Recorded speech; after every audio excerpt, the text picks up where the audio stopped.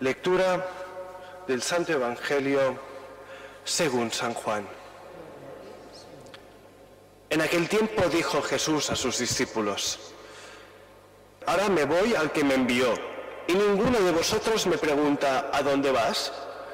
Sino que por haberos dicho esto, la tristeza os ha llenado el corazón.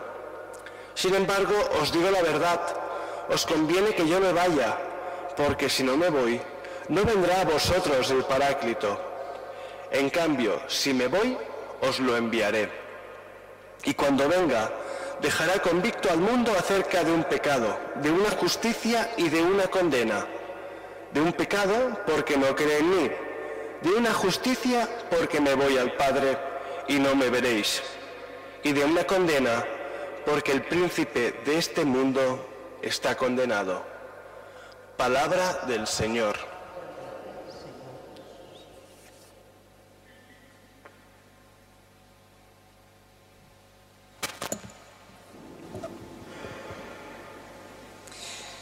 La primera lectura siempre seguimos este tiempo de Pascua, excepto en algunas fiestas, los Hechos de los Apóstoles.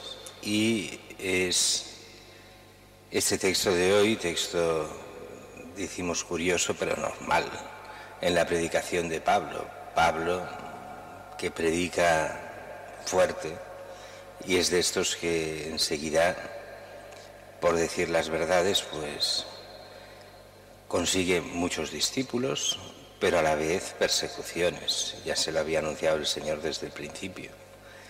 ¿Y qué hacen con él? Lo apalean, lo meten en la cárcel. Estas cárceles de aquella época, que no son como las nuestras, no eran edificios. Normalmente habían, más tipos de los que diré, pero normalmente dos tipos de cárceles. Las que eran como un pequeño edificio y donde se hacían unos agujeros en el suelo, como unas cavernas en el suelo, unos sótanos, y se descolgaban a los prisioneros. Pero por lo que dice no es de estas, sino que es otro tipo, que acostumbraban a ser cuevas en la montaña. Hacían cuevas artificiales, a veces naturales, hechas un poco más grandes, que llegaban a unos bastantes metros de profundidad, sin luz, y ponían unos cepos al fondo de la cueva, y allí se ponían con una serie de puertas, pero cepos para que no escapasen. Y parece que es de este tipo la prisión donde ponen a Pablo y Silas. Y dice que se ponen por la noche, a medianoche, a cantar himnos, a alabar al Señor. Esto es una cosa muy curiosa. En todos los Hechos de los Apóstoles, cuando se les pone en la prisión a los apóstoles, cantan himnos y dan gracias a Dios, porque ven las cosas diferentes de como las vemos nosotros. Para nosotros ser perseguidos es una desgracia. Para ellos es el signo, cuando lo hacen solo por Cristo y no por los propios pecados, es un signo de la gracia de Dios.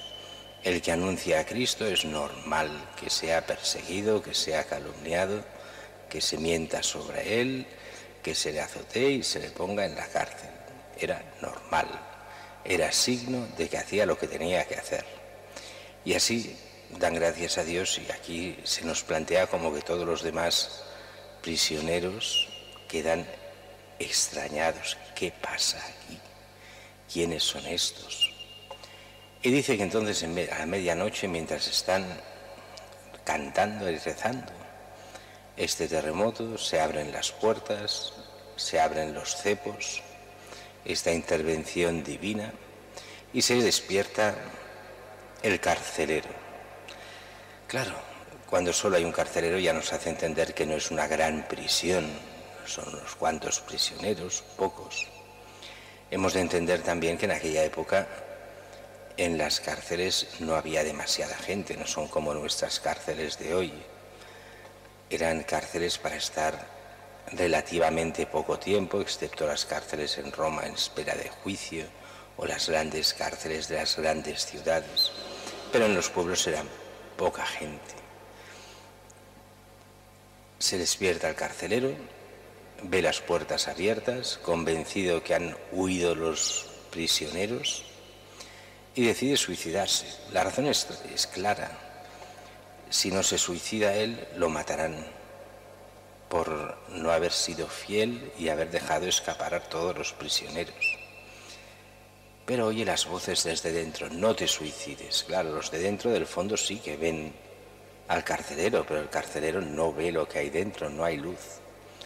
Trae esta linterna, ve a los prisioneros, queda totalmente fuera de sí, no entiende nada y hace salir, entiende muy bien que esto es obra, bueno, decimos de Dios, pero para él de Pablo y Silas.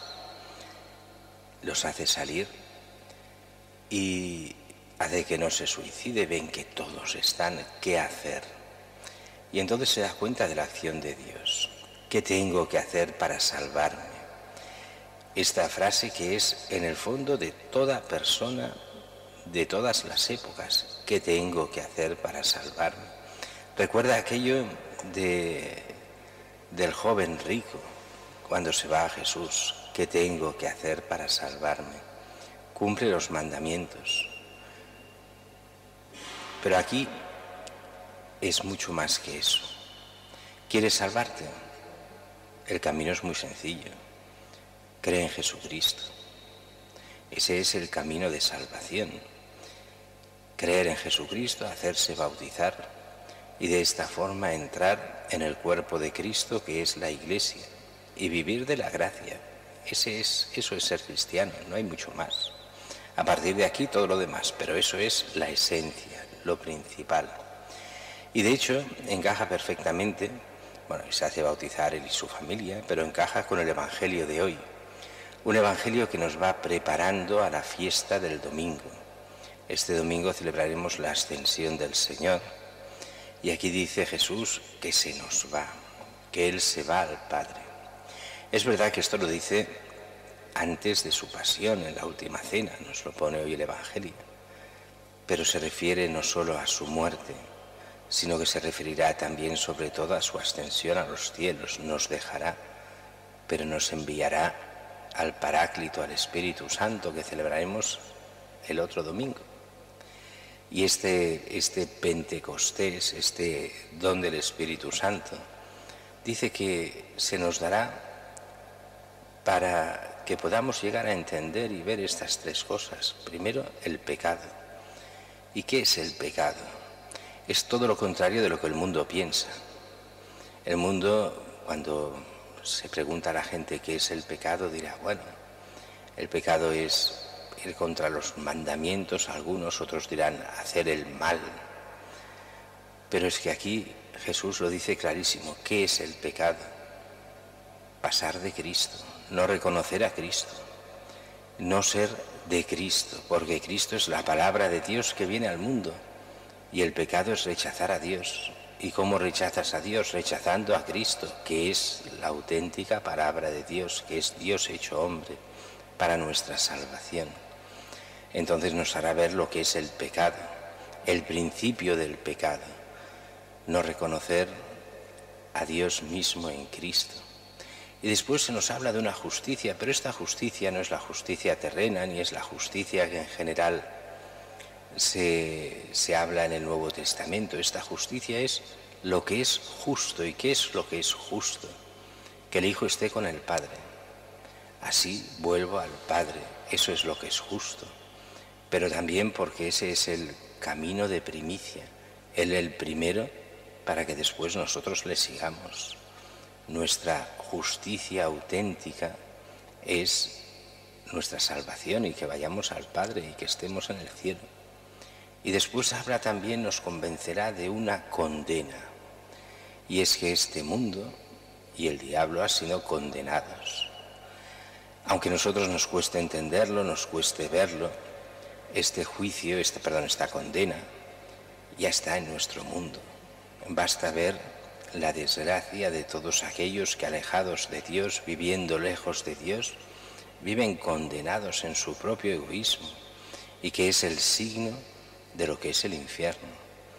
La lejanía total de Dios, una aparente felicidad aquí, pero que es falsa, que no llega a nada, que llega solo al hundimiento personal de tantos, donde la mentira, la vida falsa, está tan llena en tanta gente.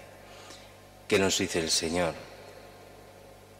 Creed en mí, dejaos llevar por la gracia, aceptar el Espíritu Santo, aceptad el Espíritu Santo que viene y que os enviaré yo.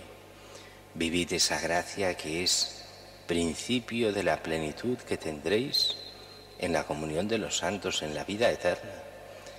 Y alguno aquí diría, bueno, esto es un desprecio de nuestro mundo. Pues en un cierto sentido sí y en un cierto sentido no.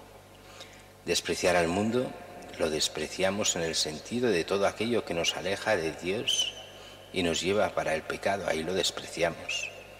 Pero apreciamos el mundo en el sentido que donde estamos, lo que somos, nuestro mundo, no en el sentido del pecado, sino el mundo en el que vivimos. Es el don que Dios nos da para prepararnos a la vida eterna. Es aquí donde el cristiano actúa, donde el cristiano vive la gracia, donde busca el bien propio y el de los demás, ese bien que nos abra las puertas a la vida eterna.